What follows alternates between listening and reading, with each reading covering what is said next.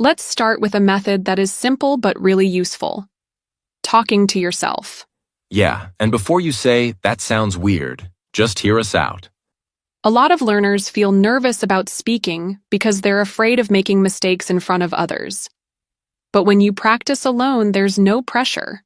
You can take your time, try out new words, and just get used to speaking without worrying about being judged. Right, no one's listening, no one's correcting you. You can mess up all you want, and guess what? Nobody cares. Exactly. And the best way to start is to just describe what you're doing. If you're making coffee, say it out loud. I'm boiling water, now I'm adding coffee, it smells good. You don't have to make full sentences at first. Just get used to speaking. And don't just list what you're doing like a robot. Try adding little thoughts like, "I think I'll use oat milk today." Actually, no, I'll just have it black. You're practicing real conversation patterns that way. That's a good point.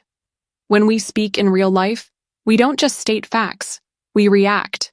We change our minds. We add little comments. Practicing like this makes your English feel more natural. And here's something fun. You can also pretend you're explaining something to someone. Like, let's say you're cooking. Imagine a friend asking, "Hey, how do you make that?" Then try answering as if they're there. "Oh, it's easy. First I chop the vegetables, then I heat the pan." That way, you're not just practicing words. You're practicing how to explain things clearly. That's actually a great exercise. And if you don't know a word, don't stop. Just explain it another way. For example, if you can't remember the word spatula, you can say, "That flat thing you use to flip pancakes." This helps you think in English instead of translating. Yeah, and sometimes you'll realize you're missing a word. That's good too. You can look it up later and actually remember it because you needed it. So, if you've never tried this, give it a shot. Pick something you're doing right now and say it out loud, even a few words. It might feel strange at first, but the more you do it, the more natural it becomes. And hey, if you ever get caught talking to yourself, just say you're practicing English. People will probably think it's cool.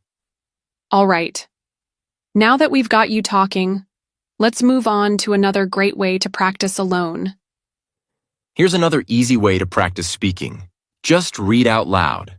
Simple, right? Yeah, but people underestimate how effective it is. It's not just about reading words. It helps with pronunciation, fluency, and confidence. Plus, it forces you to actually say the words.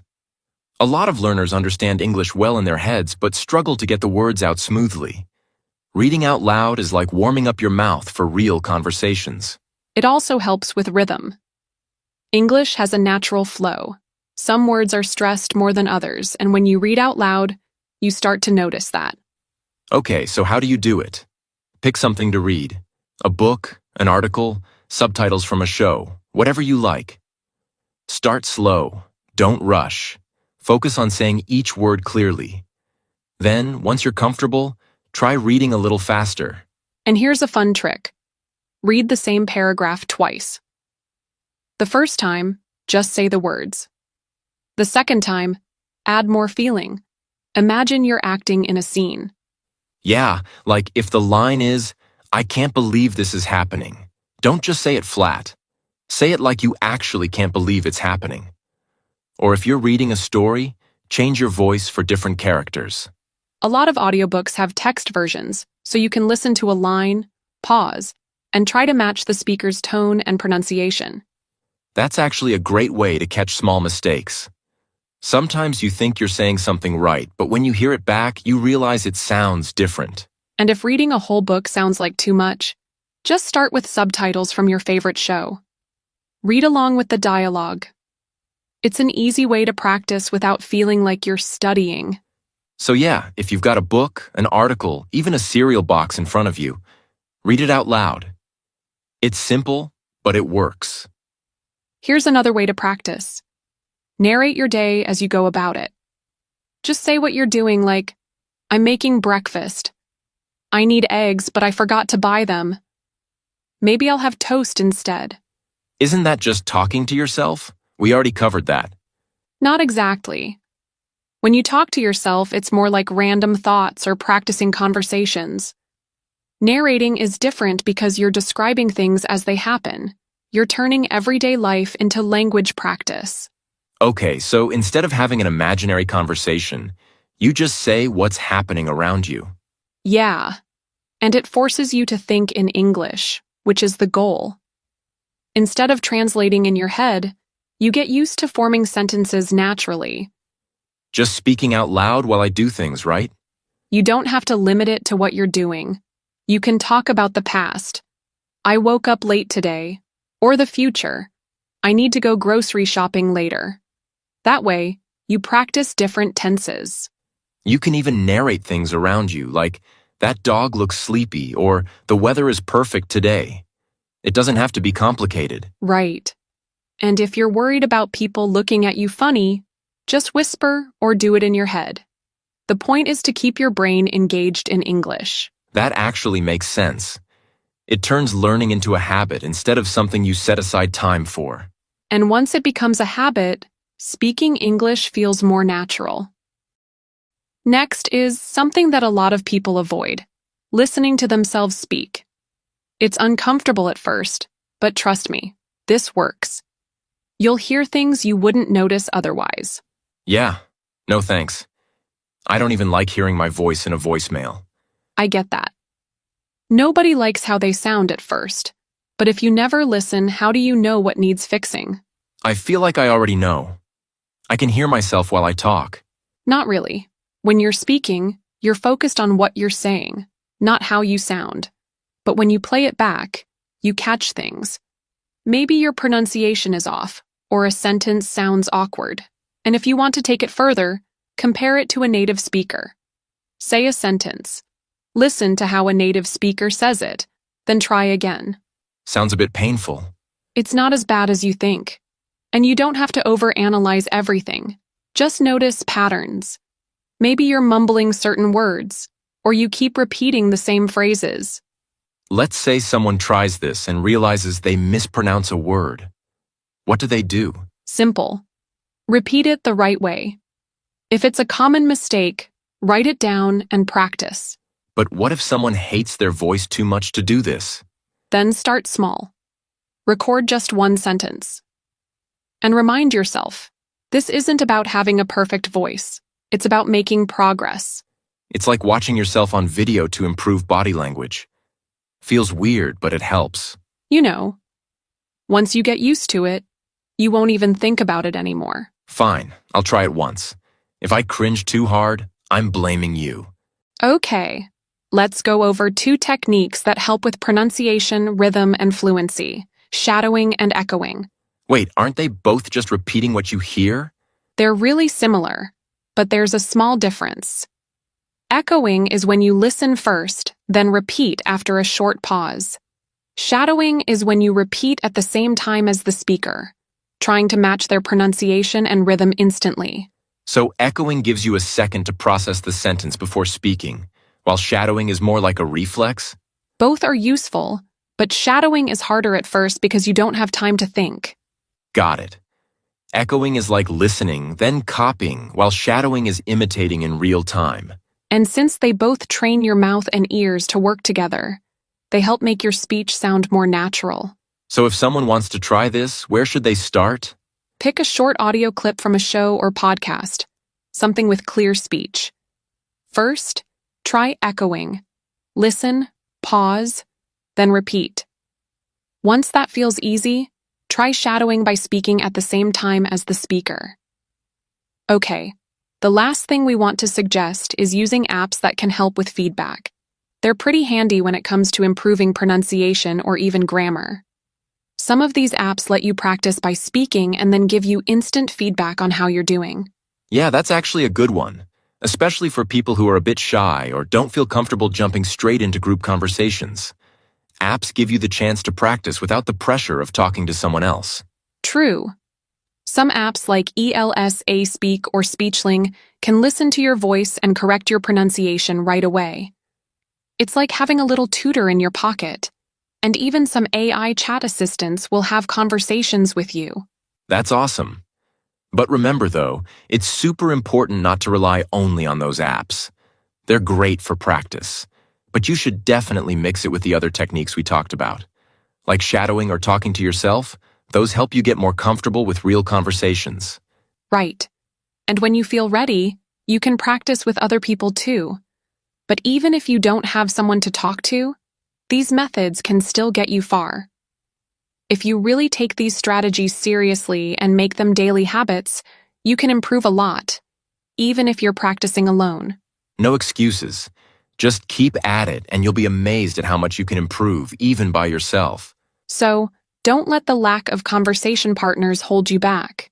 Use the apps, practice daily, and you'll get there. All right, guys, that's it for today. Take care and keep practicing. Catch you next time. Time to go over some new words and phrases before we wrap up. Struggle, meaning to have a hard time doing something. Example: I used to struggle with listening to fast English, but now it's getting easier. Stick with, meaning to continue doing something without giving up. Example: learning a new language takes time, but if you stick with it, you'll improve. Pressure, meaning a feeling of stress or urgency to do something. Example: I feel a lot of pressure when I have to speak in front of people. Judged, meaning being evaluated or criticized by others. Example: she was afraid of being judged for her accent, so she avoided speaking. Patterns, meaning regular ways in which something happens or is done. Example: if you pay attention to patterns in English sentences, it's easier to understand them. Underestimate, meaning to think something is less important or difficult than it really is. Example: don't underestimate how much daily practice can improve your English. Flow, meaning the natural, smooth movement of something. Example: his speech had a nice flow because he didn't pause too much. Covered, meaning to have talked about or learned something. Example: we've covered a lot of useful tips for improving your listening skills today. Tenses, meaning the different forms of verbs that show time: past, present, future. Example: it's important to learn verb tenses so you can talk about different times correctly.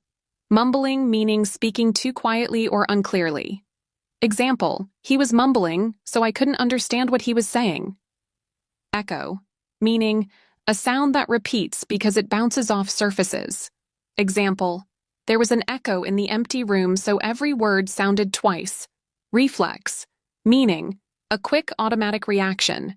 Example: with enough practice, understanding English will become a reflex. That's it for today. Keep practicing, keep listening, and don't be afraid to make mistakes. Thanks for joining us.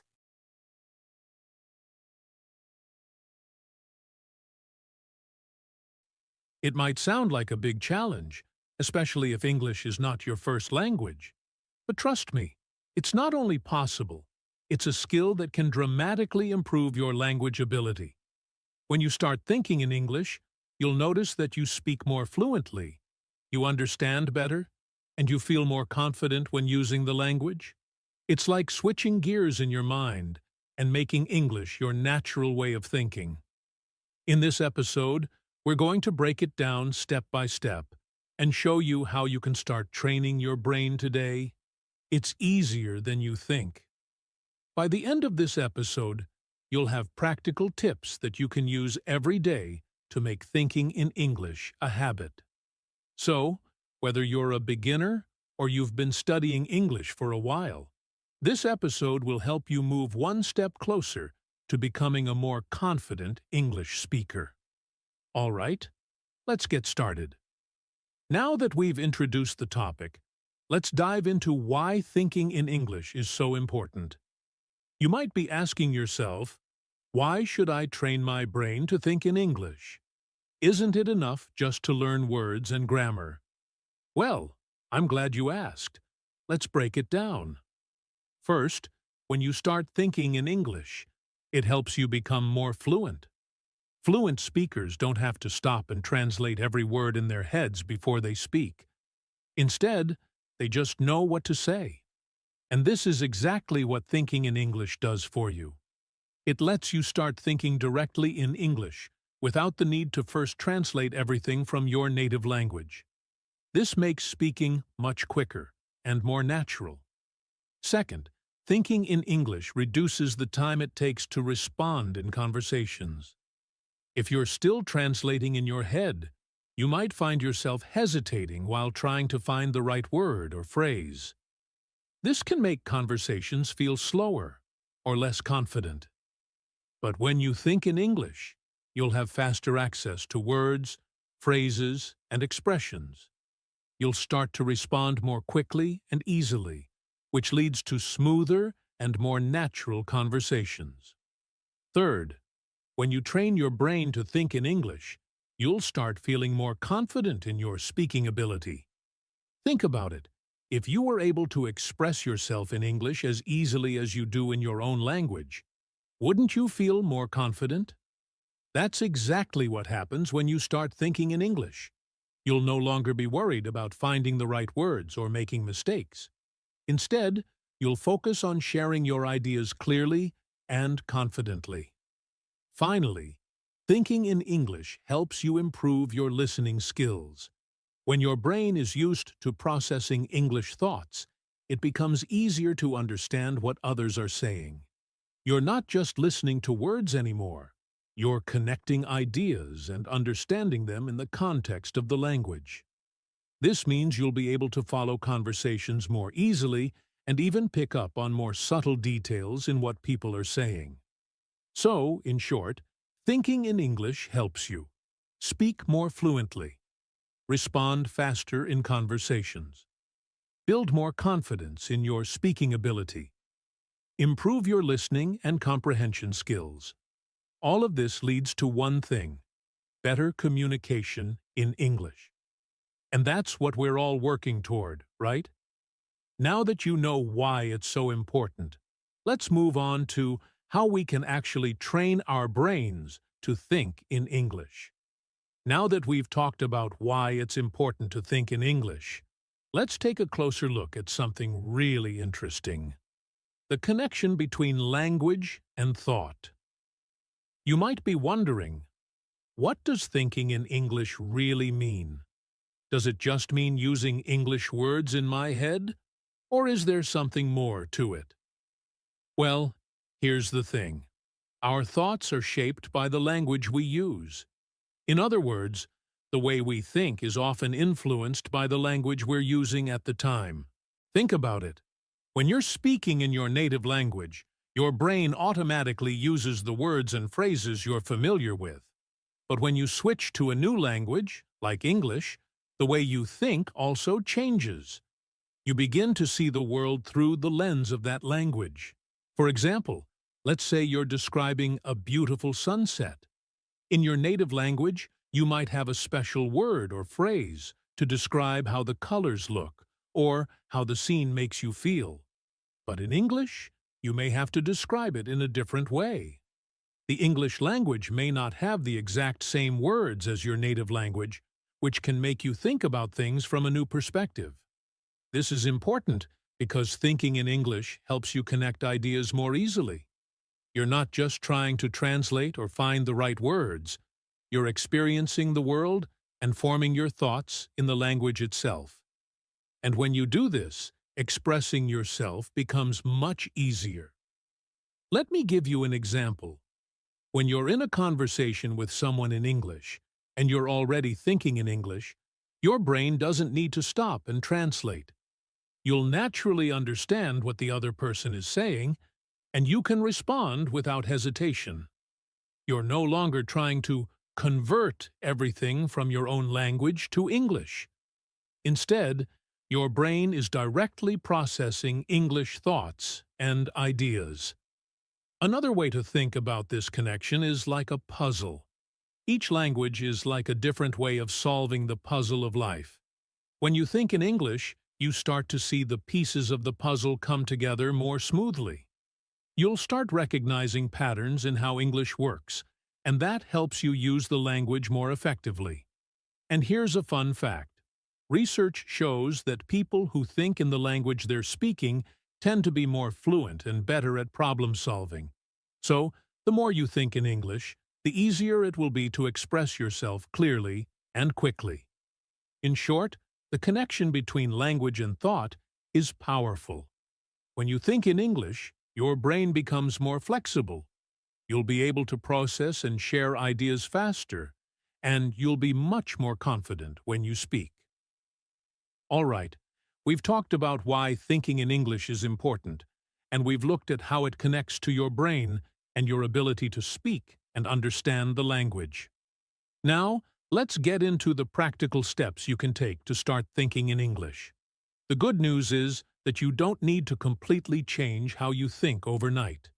You just need to make small adjustments that will help you build the habit of thinking in English. Here are some simple, practical steps you can begin with. 1. Describe things around you in English. The first step is to describe the things around you. Start by using English to talk about the objects, people, and situations in your environment. You don't have to speak out loud if you're in a place where it's not possible. You can do this in your mind. For example, if you're at home, look at an object like a book or a chair and describe it in English. You might say, "This is a green book. It's on the table. The cover is colorful, and the pages look old." You can describe anything. Your room, your clothes, the food you're eating. Just practice forming English sentences about what you see. 2. Think in English. During daily activities. Next, think in English during your daily activities. Whether you're cooking, cleaning, or commuting to work, try to think about what you're doing in English. For example, when you're cooking dinner, you can think to yourself, "I need to chop the vegetables," or "I'm boiling the pasta." If you're walking down the street, think about the people you see and the things around you. You could think, "That person is wearing a red jacket," or "The weather is a little cloudy today." These small, everyday thoughts help your brain practice using English. 3. Talk to yourself in English. Talking to yourself in English may sound a little strange, but it's actually a very effective way to get comfortable with thinking and speaking in English. The next time you're alone, try narrating what you're doing. For example, if you're getting ready in the morning, you might say, "I'm brushing my teeth. I'm putting on my shoes. Now, I'm getting my keys." Even if you're not speaking to anyone, saying these things out loud in English helps your brain get used to processing thoughts in English. It's also a good way to practice new vocabulary or phrases. 4. Use English media to immerse yourself. One of the most powerful tools for thinking in English is immersion. This means surrounding yourself with English as much as possible. Watch movies, TV shows, and YouTube videos in English. Listen to podcasts, songs, or even audiobooks in English. The more you expose yourself to English, the easier it will become for your brain to start thinking in the language. Start with things you enjoy, maybe a TV show or a podcast that interests you. Listen to it without subtitles at first, and try to understand as much as you can. This constant exposure helps your brain get familiar with the flow of English, making it easier for you to think in English without even realizing it. 5. Practice with English speakers. If you want to take your thinking in English to the next level, it's really helpful to practice with other English speakers. This could be a language exchange partner, a friend who speaks English, or even joining online language communities. When you have conversations in English, it forces your brain to think quickly and respond in English. If you don't have access to a lot of English speakers, that's okay. You can still find people to practice with through language exchange apps or online forums. The key is to practice regularly, even if it's just for a few minutes a day. Use an English notebook or journal. Another great way to start thinking in English is to write down your thoughts in English. Start a small English journal or notebook. Each day, write a few sentences about what you did, what you're feeling, or anything on your mind. Writing forces you to think in English as you try to express your ideas on paper. It also helps reinforce new vocabulary and grammar structures. Don't worry if you make mistakes. The goal is to practice thinking in English, not to be perfect. As you keep writing, you'll notice that you start thinking in English more often without having to force it. So, let's quickly review the steps we've covered. 1. Describe things around you in English. 2. Think in English during daily activities. 3. Talk to yourself in English. 4th. Immerse yourself in English through media. 5. Practice with English speakers. 6. Keep an English notebook or journal. The key to all of these steps is consistency.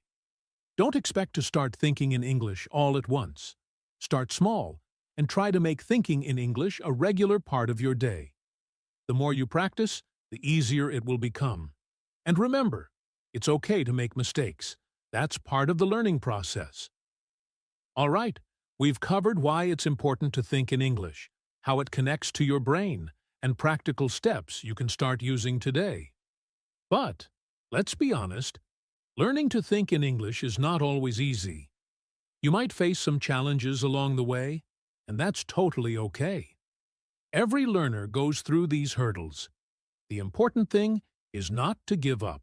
Let's talk about some of the common challenges you might face, and more importantly, how to overcome them. One of the biggest challenges for many learners is the fear of making mistakes. When you're trying to think in English, you might worry that you're not saying things correctly, or that people will judge you for your mistakes. The truth is, everyone makes mistakes when they're learning a new language. Mistakes are a natural part of the learning process. Think about when you were a child and learning your first language. You probably made mistakes every day, right? But those mistakes helped you improve. It's the same with English. Here's the solution. Don't be afraid to make mistakes. Instead of seeing them as failures, view them as opportunities to improve. Every mistake teaches you something new, and over time, you'll notice that you make fewer mistakes and feel more confident. 2. Feeling overwhelmed. Another challenge is feeling overwhelmed. English has so many rules, exceptions, and vocabulary to learn. It can feel like there's always more to study, and that might make you feel like you'll never catch up. But remember, you don't need to learn everything all at once. Start small and focus on building a habit. The key is consistency, not perfection. Set realistic goals, like learning a few new words each week, or thinking in English for just 10 minutes a day. Take it one step at a time. 3. Switching between your native language and English. A common challenge is the tendency to switch back to your native language. When you're learning English, it's easy to fall back into your comfort zone and start thinking in your own language, especially if you don't have the words for something in English. This can slow down your progress and make it harder to build the habit of thinking in English. The solution here is simple. Keep practicing. The more you practice thinking in English, the more natural it will become. Start by thinking about simple things, like what you'll eat for breakfast or how your day is going. Gradually, as you build confidence, you'll be able to handle more complex thoughts in English without relying on your native language. 4. Limited opportunities to practice. You might also feel like you don't have enough opportunities to practice speaking English. This is a common problem, especially if you don't live in an English-speaking country or have many people around you who speak English. But don't worry. There are plenty of ways to practice English on your own. You can join online communities, use language exchange apps, or even practice speaking to yourself. And remember, listening to English media like podcasts, movies, and songs can also give you lots of opportunities to hear and absorb English. Over time, this will help you think more naturally in English.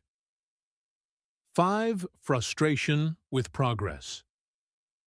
Finally, it's very common to feel frustrated with your progress. Sometimes it feels like you're not improving fast enough, or you're stuck in the same place. This happens to everyone at some point, and it can be really discouraging.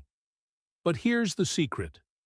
Progress takes time, and it's often slower than we expect. The key is to stay patient and keep practicing. Celebrate your small wins, whether that's understanding a movie without subtitles or having a short conversation in English.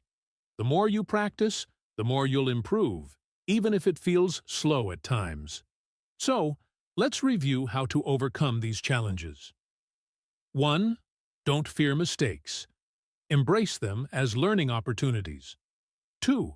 Don't feel overwhelmed. Focus on small, consistent progress. 3. Stop switching to your native language practice, thinking in English every day. Find ways to practice even if you don't have many opportunities to speak with others. Be patient with your progress, keep going, and you'll see results. Remember, language learning is a journey, and every challenge you face is just another step toward success. If you stay consistent and positive, thinking in English will become easier, and you'll start noticing real improvements in your fluency and confidence. All right, now that you know why thinking in English is important, how to start training your brain, and how to overcome some of the challenges you might face, let's talk about how to keep practicing so that this becomes a lasting habit. The key to improving any skill is consistency. You don't need to practice for hours every day. What matters is that you practice regularly, even if it's just for a few minutes each day. Here are some tips to help you keep going and stay motivated. 1. Set small, achievable goals. The first thing you can do is set small, achievable goals. For example, you could aim to think in English for 5 minutes every day, or learn 3 new words each week. Starting small makes it easier to stay consistent. Over time, you'll notice these little goals add up and lead to big improvements. You might also set a goal like, I want to think in English while I'm having breakfast tomorrow, or I'll describe my surroundings in English for 10 minutes today. By setting clear, easy-to-reach goals, you'll stay motivated and feel good about your progress. To create a daily practice routine. Building a habit means doing something regularly. Try to create a daily routine where you spend some time thinking in English each day. This could be part of your morning routine or something you do before bed. The key is to make it a consistent part of your day, like brushing your teeth or having a cup of coffee. For example, every time you wake up, spend a few minutes thinking about what you'll do that day in English. You could even talk to yourself about your plans. Today, I will go to work, then I will exercise, and later, I will meet my friend for dinner. This will help you make thinking in English a habit. 3. Use language learning apps and tools. There are many great apps and tools out there that can help you practice thinking in English. Apps like Duolingo, Babbel, or Memrise can help with vocabulary, and even if you just spend a few minutes a day using them, you'll be improving your language skills without even thinking about it. Some apps also have speaking exercises, which are a great way to get your brain used to forming English sentences quickly. If you like podcasts or YouTube videos, look for ones that teach English or cover topics you're interested in. Listen to them during your daily commute, while cooking, or during any downtime. The more you expose your brain to English, the easier it will be to start thinking in English naturally. 4. Join an English-speaking community. Another great way to stay motivated is by joining an English-speaking community. This could be an online group, a language exchange partner, or even a local English club. When you have people to practice with, it can make the process more fun and less lonely. It also gives you the opportunity to use English in real conversations, which is one of the best ways to improve. Even if you can only practice a little each week, interacting with others in English helps build confidence and encourages you to keep going. 5. Track your progress and celebrate. Small wins. Finally, don't forget to track your progress and celebrate your small wins.